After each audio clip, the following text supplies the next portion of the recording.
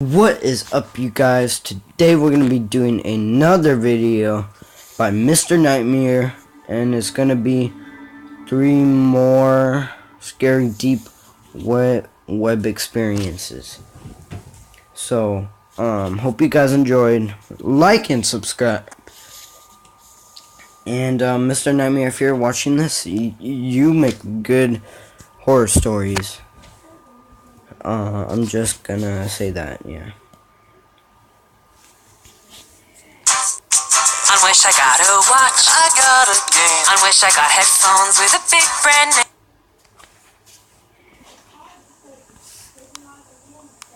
I was on the deep web after hearing all the craze about it. I had to go on Reddit to get the really interesting links. Most of the links just took you to pages that would list hundreds of other pages. At first, it just seemed like an endless cycle of pointless pages, until I somehow landed on a very dark-themed website. I don't mean it was a horror-themed scary story website. I mean the banner had the disgusting and disturbing picture of what looked like a girl no older than 12, blindfolded with slits in her mouth and bruises all over her face. I never knew how dark the internet can get, but I knew right after seeing that picture, it can only get worse on that website. I could have and should have just closed the browser or clicked the back button then and there, but something possessed me to click through the forums on each and every forum post. They were all littered with gut-wrenching, brutal, and sadistic pictures of children, from babies and toddlers all the way up to a 16-year-old girl, all being tortured. I don't even want to describe what I saw, but I want you to understand the true horrors that go on in the deep web and in this world. One post was titled, "Followed 10-year-old home successfully, knocked out and brought back." I dared click on it and saw pictures of an innocent 10-year-old boy who was originally on his way home from school, tied up to a chair attached to some kind of torture machine that looked as if it belonged in a Saw movie. I scrolled down and the pictures got worse. The device on his chair started to carve into his wrist. I couldn't even finish that post. I had to click back. I found another shocking post with a link to a video of a newborn child being dipped into a pot of boiling water. I could only watch about 10 seconds before closing the video. I would describe more, but I don't want to share any more of it for your own sake. However, the worst part that still kills me knowing this is that I used to be a camp counselor for about 4 years, and I had dealt with many hundreds of kids. A few years back, there was the very upsetting news that one of the kids attending the camp, one of the kids in my group, had gone missing. That was many years ago, and everyone since has just given her up for dead. That was confirmed when I clicked on one certain post. There was the dead body of an 8-year-old girl, almost completely mutilated, but face still recognizable. I instantly recognized the face as the girl who had gone missing so long ago. I literally threw up because of the horror I was feeling. I called the police and told them I need the cops right away. They showed up quickly and I showed them the screen, and then a picture of the missing child. They gave their own signs of disgust before giving me a lecture about how I went about reporting this wrong, that I shouldn't have called the cops or whatever. But they still took down the URL and thanked me for finding this. It took much longer than I hoped for the website to finally come down, but I have no idea if they ever caught the sick fuck that did that, or anybody that posted anything on this forum for that matter.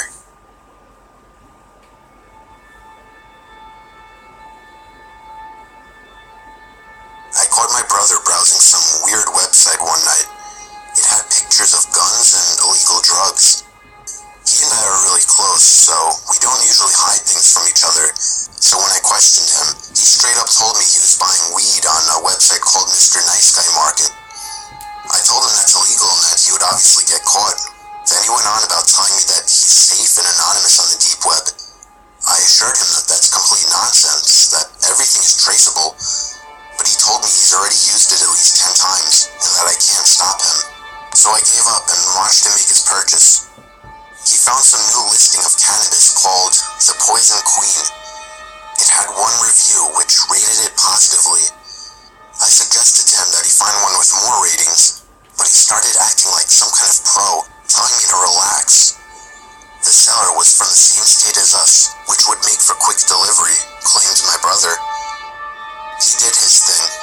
He used some kind of weird program to encrypt his message to the seller, which included his name, our address, and other info.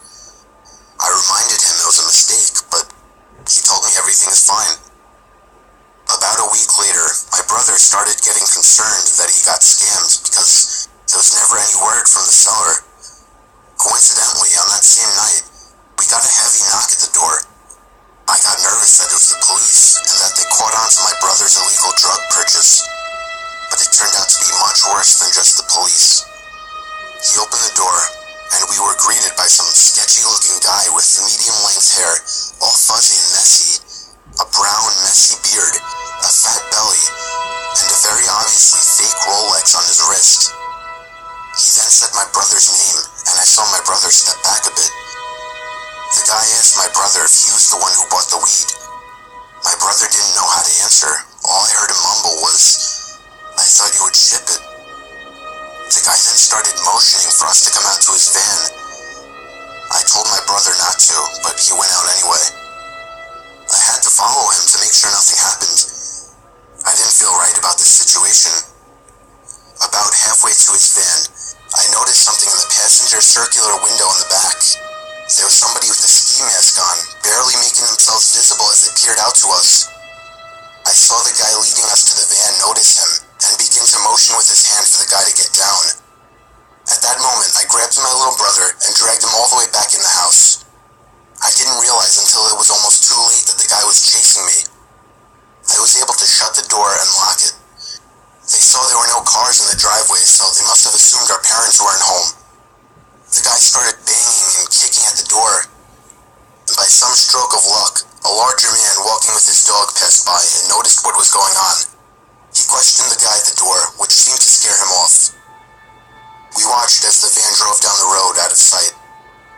I was so anxious to tell my dad, even if it meant ratting out my brother, that I ran to my dad's car when he got home to greet him.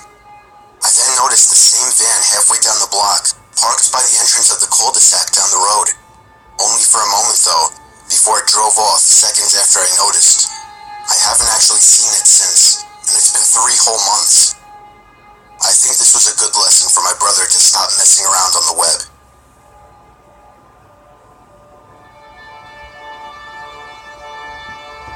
I was on tour trying to find some really deep websites. I was in a chat room where people normally shared links to deeper websites and weird pictures and videos, commonly illegal pornography. Some guy named Vintage XXX posted a link without describing what it was. I clicked on it, and it took me to a black screen where a big video box eventually popped up with a play button. The video thumbnail was a dark room, only lit by a TV screen. Out of curiosity, I clicked play, and began to hear the sound of TV static in the background, as lines of static slowly swam down the video screen. There was no seek bar in this video. Then, I noticed something slowly begin to emerge from behind the wall. It was a figure dressed in all black with some kind of black mask on as well. I started to suspect it was a jump scare video, and I thought I was right when the figure leaped out and ran to the screen in less than a second. It still got me, even though I was expecting it, but then it got strange. The person had their face in front of the screen, slowly moving around as if he could see me and was observing me. Then I heard a crackly, demonic voice say something. It came from the video. It repeated itself, and I could make the phrase out to be, "Ask me something." I was really confused. I tried typing something, but there was nowhere to enter text. Then he said, "No, not the keyboard. Say something." I felt my heart punch the inside of my chest as he said this. I opened my mouth and mumbled the words, "You can hear me?" It responded with, "Yes." I was uncomfortable now. I thought it was a video. I pressed pause, but it didn't do anything. He said, "Don't try to leave. I want to talk." I tried moving the mouse to the exit button, but the mouse was frozen. In fact, none of the keys were responding on my keyboard. There was a long moment of silence. before my webcam began flashing as if it were on, and my face popped up on the screen. There, I got a picture of you now. Now just hang on while I get your address, and then we can meet. I started to panic, smashing every key on the keyboard, spazzing the mouse, but it did nothing. I had my finger on the power button, but it also didn't do anything. The computer wouldn't turn off. The voice was saying crazy things like, "You're stuck here. I will find you. Don't even bother." I snatched the screwdriver sitting on my desk, unscrewed the 4 screws on the bottom of my laptop, and took out the battery. The computer finally turned off. I was gasping for air as if I just ran a marathon. My heart was pounding 5 times as fast as it should have. I have since left my laptop off after that, and have resorted to using my desktop as my main computer. I'm sure by now nothing will happen. He definitely didn't have enough time to get my address.